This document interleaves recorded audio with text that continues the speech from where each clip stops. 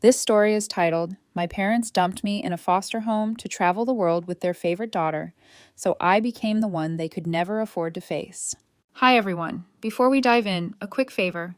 If you enjoy content like this, please hit the subscribe button. It's free, supports the channel, and make sure you never miss out on amazing videos. All right, let's get started. Hey guys, I've been lurking here for a while and wasn't sure if I should post this, but honestly, it's been weighing on me for years. Maybe putting it out there will help me make sense of it all. My name's Alice and I'm 24 now.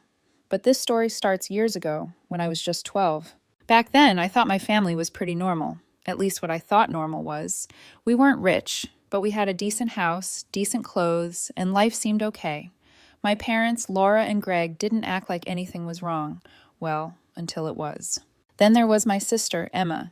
Emma was the golden child. You know the type. Teachers loved her. Parents couldn't stop bragging about her. If she so much as sneezed, it was treated like a masterpiece. Me, I was just Alice. It wasn't like I was a bad kid or anything, but no matter what I did, it was like I was background noise. Emma got the fridge space for her drawings. I got a pat on the back and a, "That's nice, Alice." And the thing is, I didn't hate Emma for it. It wasn't her fault they treated her like a trophy and me like I didn't matter, but it definitely made me feel like I wasn't important. Anyway, the day it all fell apart started pretty normally. I was in my room playing with some old dolls I wasn't quite ready to outgrow yet. Then Laura called me downstairs in that weird voice parents use when they're trying to sound calm, but you just know something's up. I figured maybe I'd left the milk out or forgot to do a chore. When I walked into the living room, though, Greg and Laura were both sitting on the couch, looking way too serious for it to be about milk. "Sit down, Alice," Greg said, motioning to the chair across from them. His tone was clipped, like this was a meeting and not a family conversation. Laura, on the other hand, was doing her best to look sympathetic, but something about it felt off. I sat down, baffled. Laura took a deep breath and said, "Alice, we need to talk about something important." My first thought was that someone had died, maybe a grandparent I barely knew. But then Greg said, "We've hit some financial struggles and we can't afford to take care of you anymore." At first, I thought I misheard him. Like, "What do you mean can't afford to take care of me? Am I some kind of subscription you're canceling?" I just stared at them, trying to process what he'd said. But Laura kept going. "It's not your fault, sweetie. This is something we've been struggling with for a while, and we had to make a really hard decision." A hard decision, right? They made it sound like they were deciding which cable package to keep, not whether or not to abandon their kid. I asked what they meant, still hoping this wasn't what it sounded like. Laura explained that they'd found a foster home for me and that it was just temporary. She kept saying that word temporary, like it was supposed to make me feel better. "Why can't Emma go to the foster home?" I blurted out. I was desperate to understand. Laura's face turned cold for a split second before she said, "Emma's in school, Alice. She needs stability." Stability? Like I didn't. Greg cut in before I could say anything else.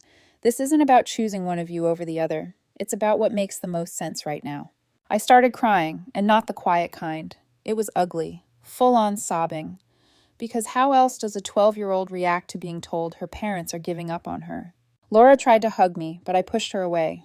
"Why are you doing this?" I asked over and over, but all they did was repeat the same rehearsed lines about tough choices and financial struggles. The next day, they packed a small bag for me and drove me to the foster home. The ride there was quiet. Not the kind of quiet where people are deep in thought, but the kind where you can feel the tension in every breath. I kept staring at them, hoping one of them would crack, would look back at me and say, "This is a mistake. You're coming back home." But they didn't. When we got to the house, I stayed in the car for a moment, hoping they'd change their minds. Greg turned around and said, "Come on, Alice, let's get this over with." Like this was some chore he just wanted to check off his to-do list. I stepped out of the car, clutching the duffel bag they'd packed for me. The foster parents, Mr. and Mrs. Miller, were standing at the door. They looked friendly enough, but I barely noticed them. All I could focus on was the fact that my parents, were about to leave me there. Laura knelt down in front of me and said, "We love you, Alice. This isn't goodbye forever. Just give it some time, okay?" She kissed my forehead, but it didn't feel comforting. It felt like someone was stamping a return label on me. Greg shook my hand. Not a hug, a handshake, like I was some distant cousin he barely knew. And then they were gone. I stood on the porch, watching their car disappear down the street, my chest getting heavier with each second. I kept thinking, they'll come back. They have to come back. but they didn't. That night, I kept replaying the day in my head. What did I do wrong? Was I not good enough? Why Emma and not me? Those questions stuck with me for weeks, and the worst part was I didn't have any answers.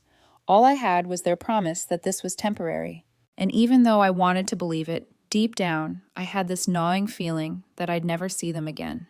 Looking back, I realized that was the moment everything changed. It wasn't just about them leaving, it was about the way they left, like I was some burden they were relieved to get rid of. But at 12, I didn't have the words to process that. All I knew was that my parents drove away and I was alone. Over the next few days, the Millers tried to make me feel at home. Mrs. Miller made pancakes for breakfast every morning. Mr. Miller would pop his head into my room every now and then with random trivia. Despite their efforts, I wasn't ready to trust them, or anyone really. My parents had promised me this was temporary, so I held on to that like it was my lifeline. I kept telling myself they'd call, they'd explain everything, and I'd be back home before I knew it. But days turned into weeks, and weeks turned into years, and not a single word from them. It wasn't until I started school again that the reality of my situation began to sink in. Kids at school noticed I was new and asked me all kinds of questions. Where are you from? Why'd you move here?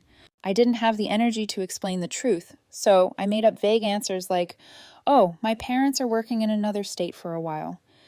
Even saying those words felt bitter in my mouth. One afternoon after school, I was sitting in the Millers' living room, scrolling through my phone and avoiding homework. That's when I made the mistake of looking up my parents online. I didn't even know what I was searching for, maybe just some kind of sign that they were still thinking about me. What I found instead knocked the wind out of me. There they were, smiling on a beach, the ocean behind them, looking happier than I'd ever seen them.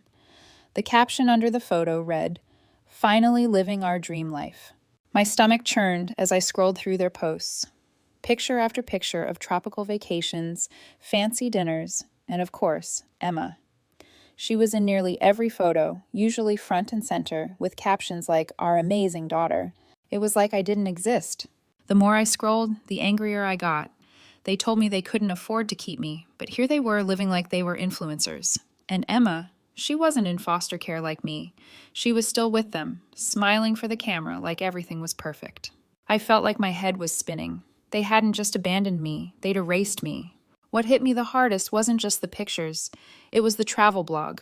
Yep, they had a whole blog where they detailed their journey to freedom. They wrote about how letting go of material possessions, aka me, had given them clarity. They wrote about how letting go of material possessions, aka me, had given them clarity. I scrolled down to the comments, but this time something stood out. There was a comment from an account with no profile picture. It read, "Must be nice running away and leaving everything behind. Hope it doesn't catch up to you." I frowned. The words felt sharp, like they were meant to cut through whatever shiny image Greg and Laura were trying to project. My mind raced. What did the commenter mean by leaving everything behind? Were they talking about me or something else entirely? I clicked on the comment, but the account was private and their profile picture was just a blank gray circle. I scrolled further down the page looking for more. In another photo, one of Laura holding a tropical drink, someone else had written, "Guess skipping town was worth it after all." My chest tightened as I stared at the words. Skipping town? Why would someone say that? I scrolled through more comments, but there was nothing else as pointed as those two. Most people were congratulating them, telling them how inspiring their lifestyle was. I wanted to scream at those people for not seeing through the facade. I couldn't let it go. Were those comments random trolls, or did they know something I didn't? It wasn't like Greg and Laura were strangers to lying. They had told me they couldn't afford to take care of me, but clearly that wasn't true. Was there more to it? The questions swirled in my head, and I couldn't stop thinking about them. But what could I do? I didn't have access to their past or their secrets. All I could do was stew over those cryptic words and wonder what else they were hiding. I closed my laptop, my hands shaking. It wasn't just about the lies they'd told me. It was about the fact that they didn't even feel guilty. They were out there living their best lives, and I was here trying to figure out how to exist without them. That night at dinner, the Millers noticed something was off. I wasn't exactly subtle about my mood. "You okay, Alice?" Mr. Miller asked, setting his fork down. "Yeah," I mumbled, not wanting to get into it. But Mrs. Miller wasn't the type to let things slide. "You don't have to tell us if you're not ready, but if something's bothering you, we're here," she said gently. I looked at them, these people who barely knew me, but somehow seemed to care more than my own parents ever did. And for some reason, I broke. I told them everything, the blog, the pictures, the captions. I expected them to tell me to stop looking or that it didn't matter, but they didn't. Mrs. Miller just listened, her eyes full of that quiet sympathy I was still getting used to. Mr. Miller, though, looked pissed. "You have every right to be angry," he said, leaning forward. "What they did to you, that's not on you, that's on them, and don't let anyone make you think otherwise." It wasn't a grand speech or anything, but it hit me. For the first time, someone was acknowledging that what had happened wasn't my fault. Over the next few weeks, I started adjusting more to life with the Millers. They weren't perfect, but they were steady. They asked me about my day, helped me with homework, and encouraged me to try new things. I even started opening up at school, joining a couple of clubs and making friends. But the anger I felt toward my parents didn't go away. If anything, it grew. But I knew one thing. I wasn't going to let their decision define me. So I started joining clubs at school. Not because I suddenly wanted to be the most social kid on the planet, but because I needed to stay busy. I signed up for the debate team first. I figured I was already used to arguing. Thanks, Greg and Laura. So why not put that to use? Turns out I was pretty good at it. Then I got a part-time job. Mr. Miller had been hinting for weeks that I might enjoy some spending money, so I caved and applied to a local bookstore. It wasn't glamorous, but I loved being surrounded by books and people who actually wanted to talk about them. Plus, it gave me a small taste of independence. Every paycheck felt like a step toward building a future that was mine and mine alone. Somewhere along the way, I met Ryan. Ryan treated me like a normal kid, not a charity case. When I told him about my parents, he just nodded and said, "That's messed up. Want to play video games?" One afternoon, I came home from school to find the house unusually quiet. Normally, Mrs. Miller would be in the kitchen, humming along to some oldies playlist, while Mr. Miller tinkered with something in the garage, but this time I heard hushed voices coming from the dining room. I paused in the hallway, just out of sight, straining to hear. "Should we tell her?" That was Mrs. Miller's voice, low and uncertain. "She has a right to know," Mr. Miller replied. "If it's about her, we can't keep it a secret. It'll just upset her." "She's doing so well right now," she argued. "We should at least wait until we know more. This letter doesn't explain much. It could be nothing." I took a step closer. "A letter about me?" Before I could figure out how to ask without sounding like I was eavesdropping, Mr. Miller sighed. "Fine, we'll wait. But if they contact us again, we have to come clean." I heard footsteps heading toward the living room and quickly ducked into the kitchen, pretending I just walked in. Mrs. Miller smiled when she saw me, but I couldn't shake the feeling that something was off. Later that night, when everyone was asleep, I crept into the dining room. I knew I shouldn't snoop, but I couldn't help myself. On the table was a stack of mail, and near the bottom, I spotted an envelope with my name on it. I hesitated before picking it up. The return address was from a law office. My stomach turned as I opened it, scanning the first few lines. "To whom it may concern, this is a notice regarding an unresolved debts associated with Gregory and Laura. As the listed guardians of Alice, we request any relevant documentation regarding the family's financial situation during—" I stopped reading, my hands shaking. Debts. Was this what Greg and Laura had been running from? Had they dumped me, not because they couldn't afford me, but because they couldn't face their own mistakes? I stuffed the letter back into the envelope and put it back on the stack, trying to look like I hadn't touched it. My mind was racing. I didn't know what to do with this information. But one thing was clear. Greg and Laura had been lying about more than just their financial struggles. By the time I turned 16, things were starting to click. I'd been working hard in school, balancing my job and extracurriculars, and it was paying off. My grades were solid, and my debate coach told me I had a real shot at getting a scholarship. That was the first time I let myself imagine a future that didn't involve my parents or their baggage. It felt good, liberating even. Then the scholarship became real. I still remember the day I got the letter. I'd applied on a whim, thinking there was no way I'd actually get it.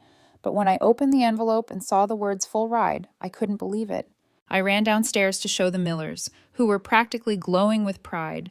Mrs. Miller hugged me so tight, and Mr. Miller kept saying, "I knew it. I knew you could do it."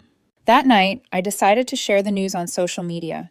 I wasn't big on posting personal stuff, but this felt like a moment worth celebrating.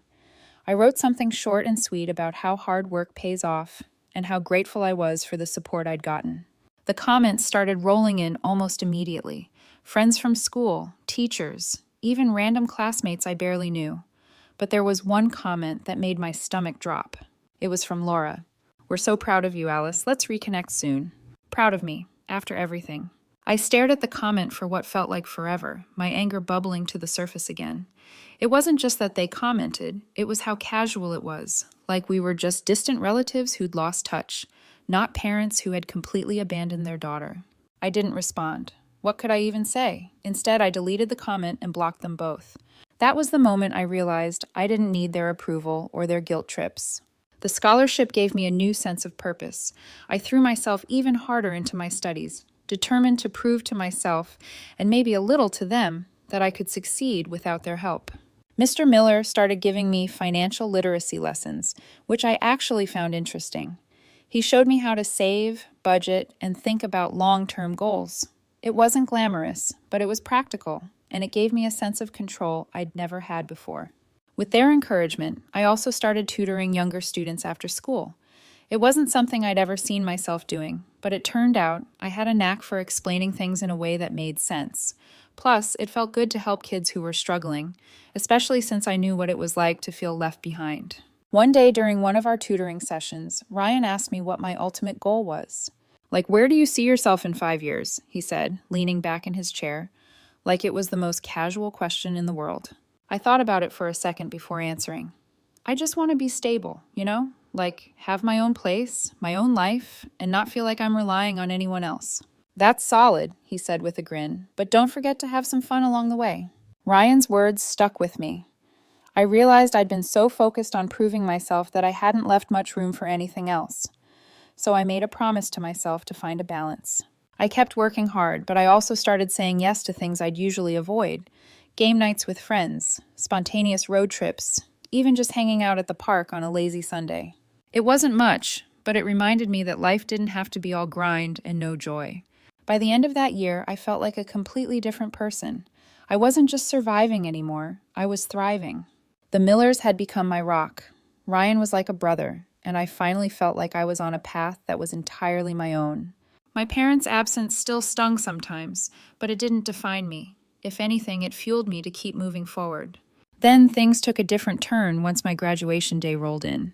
It was supposed to be the culmination of everything I'd worked for. The day I was finally going to stand up, surrounded by the people who supported me, and say, I made it. The weeks leading up to graduation were a blur. I barely had time to think. The Millers were buzzing with excitement, making plans for a small celebration at their house afterward. Even Ryan, who normally shrugged off anything sentimental, seemed genuinely hyped for me. I still remember the morning of graduation like it was yesterday.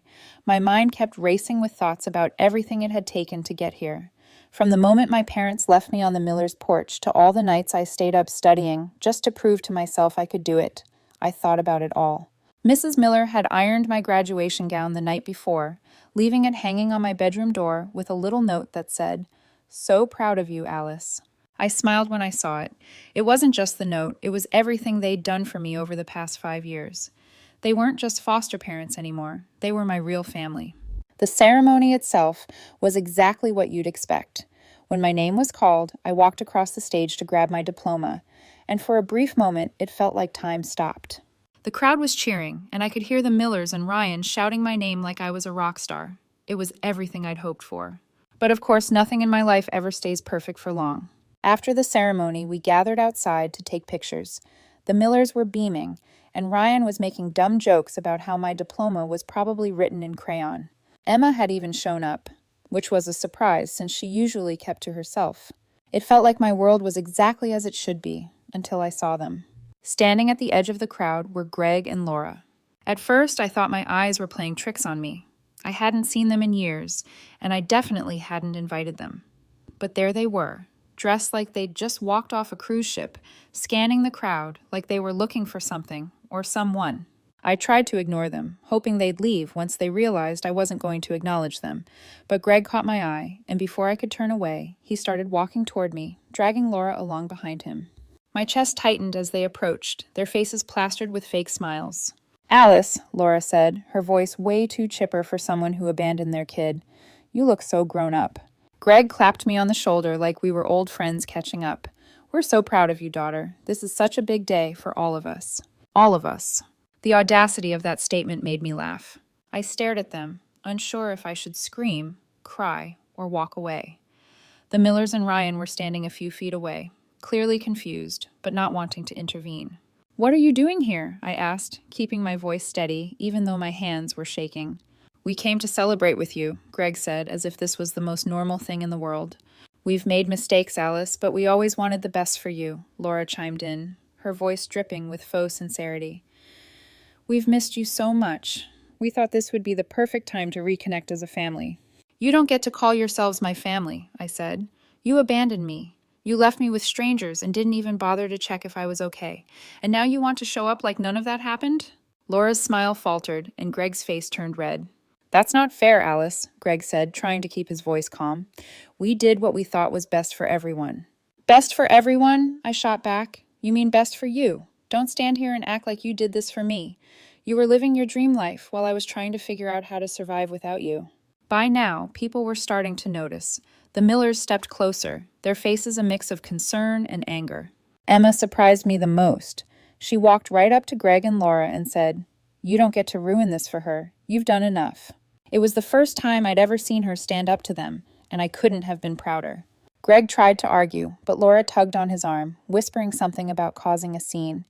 They both looked at me one last time, their faces a mix of frustration and pity, before turning and walking away. The Millers were quick to jump in, wrapping me in a hug and reminding me that today was about my achievements, not their drama. Ryan handed me a tissue, muttering something about how I should charge them for emotional damages, which actually made me laugh. The rest of the day was a blur. We went back to the Millers' house where they decorated the backyard with streamers and balloons. And for a few hours, I let myself forget about Greg and Laura and just enjoyed being surrounded by the people who truly mattered. That night, after everyone had gone to bed, I sat on the porch with Emma. She looked at me and said, "I'm sorry for everything. I didn't see it before, but you were right. They manipulated us while they only cared about themselves." I didn't know what to say, so I just nodded. We sat there in silence for a while. I felt like Emma and I were on the same page, and that was enough. That day wasn't just about graduation. It was about finally standing up for myself and cutting ties with the people who had tried to drag me down. It wasn't easy, but it was necessary. But I knew my parents weren't done yet. Their sudden contact with me, the way they were insisting on coming back into my life after all these years, made me feel that there was something off, and I couldn't have been more right. A week after graduation, I got an email from Laura. At first, I thought it might be an apology, though deep down I knew better. It was long, filled with half-truths and excuses. She wrote about how hard things had been for them, how they'd made mistakes, but always had my best interest at heart. Then she hit me with, "We hope we can move past this and reconnect as a family. You're doing so well and we're proud of you. Maybe you could help us out during this tough time." Help them out. After everything they'd done, or more accurately, not done, they had the nerve to ask me for help. It was laughable in a way that wasn't funny at all. I didn't respond. I deleted the email and blocked their address, but the anger lingered like an unwelcome guest. Emma had been keeping tabs on them, more out of curiosity than anything else. She filled me in on their latest antics. They'd burned through their savings trying to maintain the image of their so-called dream life, and the travel blog had flopped, leaving them with nothing but debt and bad credit. They had sold off most of their belongings and were couch surfing with distant relatives who, according to Emma, were starting to lose patience with them. "They're a mess," Emma said one night during a call, "but they're still blaming you for everything. They think if you just forgive them, everything would magically fix itself." "Forgive them for what? Making me homeless at 12? I snapped, the bitterness coming through in my voice. Emma sighed. "I'm not saying they're right, Alice. I'm just telling you what they're saying." Their downfall wasn't something I celebrated, but I couldn't say I felt bad for them either. They made their choices, and now they were dealing with the consequences. Meanwhile, my life was moving forward. One afternoon, I got a notification on my phone that left me speechless. Greg and Laura had found me on LinkedIn. They'd left a comment on a post I'd made about my upcoming scholarship. "We're so proud of you, Alice. Let's catch up soon." It was almost identical to the comment they'd left on my graduation post. I didn't even know they knew how LinkedIn worked. I blocked them immediately, but it wasn't enough. They started messaging people in my network, coworkers, professors, even the Millers. The messages were all the same. a mix of guilt-tripping and outright lies about how I'd abandoned them. One of the messages reached my boss at the bookstore, who pulled me aside one day to ask what was going on. "Look, I don't want to pry," she said, "but someone claiming to be your parents sent us an email. It was weird." I was mortified. "I'm so sorry," I said quickly. "They're not really part of my life. I'll handle it." To her credit, my boss didn't press me for details. She just nodded and said, "Well, if they bother us again, let me know. We've got your back." Hearing that was a relief, but it also made me realize just how far Greg and Laura were willing to go. It wasn't enough for them to invade my personal life. They were trying to sabotage my professional one, too.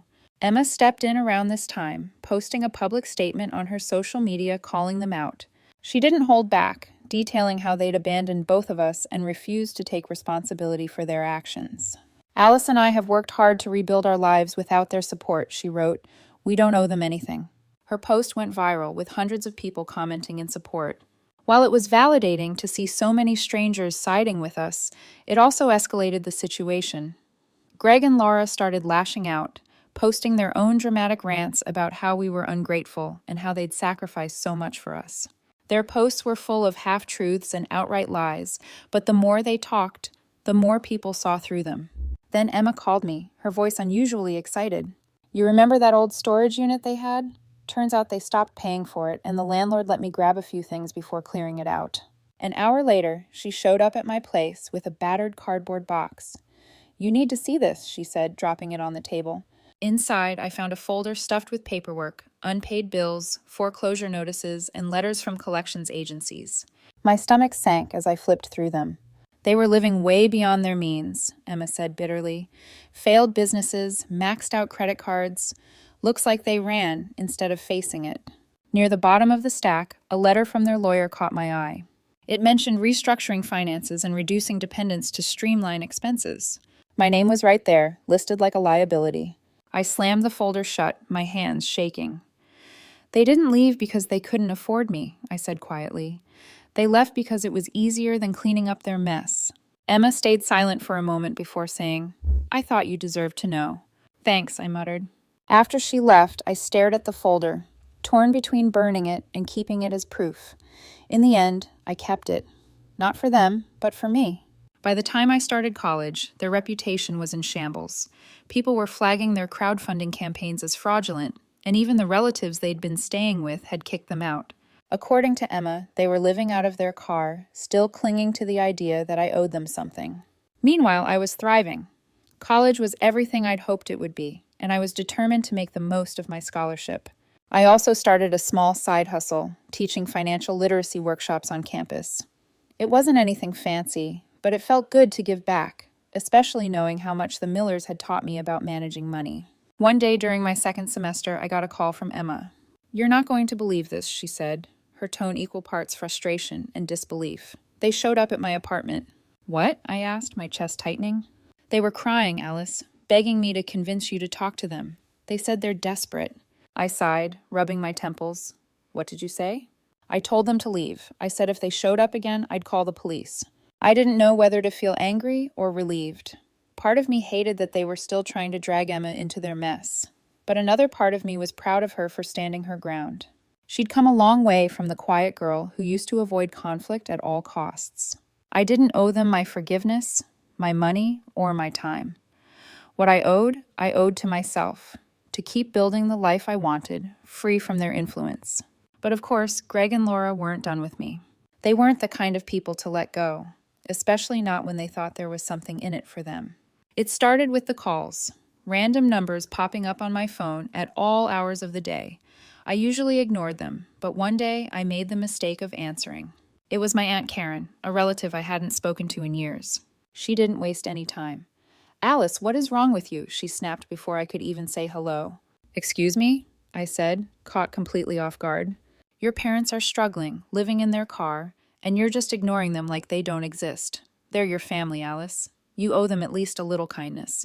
I bit back the urge to laugh. Kindness? Did they show me kindness when they dropped me off at a foster home and never looked back? Did they show me kindness when they left me to fend for myself at 12? Karen huffed, clearly not expecting me to push back. "They were doing what they thought was best. People make mistakes, Alice. You're being heartless." I hung up. I wasn't about to waste my energy explaining myself to someone who clearly had no idea what I'd been through, or worse, didn't care. Over the next few weeks, similar calls trickled in from distant relatives, most of whom hadn't bothered to reach out to me in years. It was the same script every time. I was the ungrateful daughter, the selfish one who couldn't forgive her poor parents. What none of them seemed to understand was that Greg and Laura weren't just bad parents. They were toxic, manipulative, and entirely unwilling to take responsibility for their actions. Helping them would only drag me back into a mess I'd fought so hard to escape. When the calls didn't work, Greg and Laura took things to the next level. One day I got an email from a lawyer representing them. The subject line alone made my stomach turn. Notice of intent to pursue financial support. I opened it, skimming the legal jargon that basically boiled down to this. They were suing me for financial abandonment. According to the email, they believed I was obligated to support them now that I was successful. It was laughable. First of all, I wasn't some millionaire. Sure, I was doing well, but I was still in the early stages of my career. Second, I'd been in foster care. Legally, I owed them nothing. I forwarded the email to a lawyer the Millers had connected me with, who reassured me it was an empty threat. They don't have a case, she said. They're trying to scare you into giving them money. Don't engage. It was good advice, but it still left a bad taste in my mouth. The idea that they could twist the story, that they could make me out to be the bad guy after everything they'd done, felt like salt in the wound. But instead of stewing over it, I poured my energy into my work. By now, my financial literacy workshops had grown into something much bigger. What had started as a side hustle was now a full-fledged organization, helping young adults across the country learn how to manage their money and build their futures. I'd partnered with nonprofits, schools, and even some big-name companies. Every success felt like a step further from the girl I'd been when Greg and Laura left me behind. Recently, I got an email from a producer who had heard about my story through one of my nonprofit partners. They were working on a series about resilience and wanted to feature me. At first, I was hesitant. Did I really want to put my story out there for the world to see? But after talking it over with the Millers and Emma, I decided to go for it. If sharing my journey could help even one kid in foster care feel less alone, it would be worth it. The filming process was surreal. At one point, they asked if I wanted to include anything about Greg and Laura. I thought about it for a long time before deciding to mention them briefly, not to shame them, but to give context to my journey. They made their choices, I said during one of the interviews, and those choices shaped me in ways I never expected. But they don't define me. My life now, the family I've built, the work I do, that's what matters. But during one of the filming breaks, the producer pulled me aside, looking hesitant. "Hey, Alice," she started. "We found something during our research. It's about your parents. Are you okay hearing it?" I raised an eyebrow. At this point, I'm not sure anything could shock me, but go ahead. She took a deep breath before continuing. It turns out they were evicted after defaulting on several loans. There's also a history of unpaid bills, and this is where it gets messy. Potential fraud accusations. It looks like they skipped town to avoid legal trouble. I stared at her. Fraud accusations? The words felt heavy, sinking in slow motion. She nodded. It wasn't major, at least not on the surface, but there's a pattern. Failed business ventures, sketchy credit card activity, and attempts to secure loans they had no way of paying back. They left a lot of people hanging. The anger I thought I'd buried flared up again. So they weren't just selfish. They were actively screwing people over, and they ran when it caught up to them. The producer gave me a sympathetic look. It seems that way. I thought you should know in case it comes up later. I nodded, though my mind was spinning. Their lies had always felt personal, like they were just about me. But knowing they'd left a trail of destruction behind them made it even worse. Each and everything about them confirmed what I already knew, that they'd abandoned me because it was convenient, a way to cut their losses and start fresh. However, when the documentary premiered, the response was overwhelming. Messages poured in from people who had grown up in similar situations, thanking me for sharing my story. Some said it gave them hope, others said it made them feel seen. It was humbling in a way I wasn't prepared for. Greg and Laura, predictably, tried to use the documentary to their advantage. They went on social media posting long, dramatic rants about how I'd painted them as villains and how they were the real victims. It didn't work. If anything, it backfired. People who saw the documentary started calling them out, pointing out the holes in their stories and questioning their motives. Their attempts to regain sympathy only solidified their reputation as manipulative and selfish. Meanwhile, I bought my first home, a cozy place in a quiet neighborhood where I could finally feel like I belonged. I invited the Millers and Emma over for a housewarming dinner, and we spent the night laughing, eating too much, and reminiscing about how far we'd come. Emma had been thriving too. She'd graduated from college and was starting her own career, free from the shadow of Greg and Laura. Honestly, I don't regret the decisions I made. Cutting ties with Greg and Laura wasn't easy, but it was necessary. My success came from the Millers, Emma, and the family I built. Not blood, but the people who showed up, and that's all that matters. At the end of the day, family isn't about blood. It's about who shows up, who stays, and who helps you become the best version of yourself. And the family I chose, they were everything I could have ever hoped for. In the months after the documentary, life settled into something I never thought I'd have: peace. I'd wake up in my little house, sunlight spilling through the curtains, and for the first time in years, I felt like I was exactly where I was meant to be. Emma and I spoke regularly. Sometimes it was about work, sometimes just about the silly things we'd missed during childhood, the things we never got to share because of Greg and Laura's favoritism. Now, we were building those memories on our own terms. The Millers still treated me like their daughter.